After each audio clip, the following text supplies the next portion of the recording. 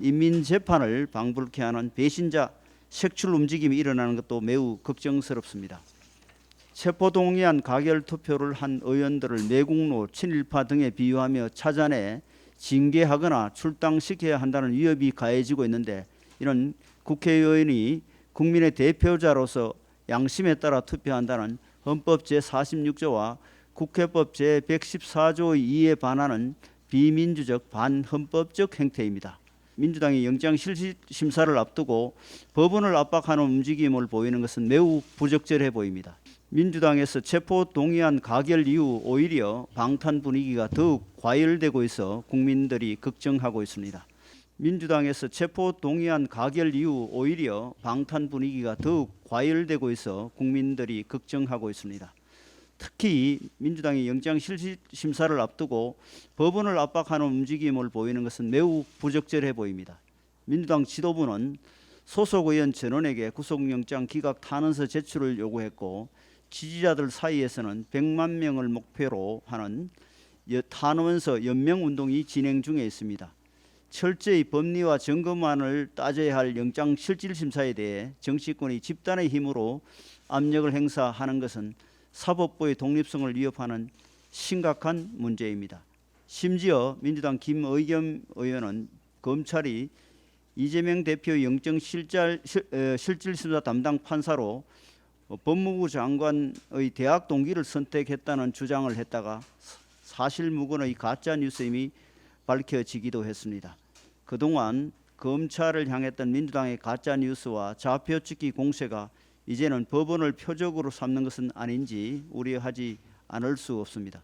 다시 하겠습니다. 심지어 민주당 김의겸 의원은 이재명 대표 영장실질심사를 담당할 판사로 법무부 장관의 대학 동기가 선정됐다는 주장을 했다가 사실무근의 가짜뉴스임이 밝혀졌습니다. 그동안 검찰을 향했던 민주당의 가짜뉴스와 좌표찍기 공세가 이제는 법원을 표적으로 삼는 것은 아닌지 우려하지 않을 수 없습니다. 이와 함께 민주당 내부에서는 인민재판을 방불케 하는 배신자 색출 움직임이 일어나는 것도 매우 걱정스럽습니다. 체포동의안 가결 투표를 한 의원들을 매국노, 친일파 등에 비유하며 찾아내 징계하거나 출당시켜야 한다는 위협이 가해지고 있는데, 이런 국회의원이 국민의 대표자로서 양심에 따라 투표한다는 헌법 제46조와 국회법 제114조의 이에 반하는 비민주적 반헌법적 행태입니다.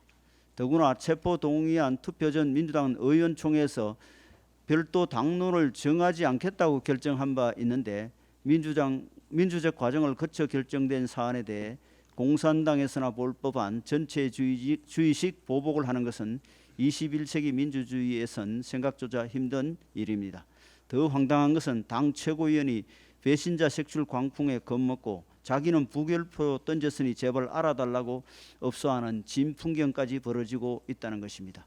이러한 일들은 재판은 법원에 맡기고 국회는 민생에 집중하라는 국민의 뜻에 분명히 역주행하는 것입니다.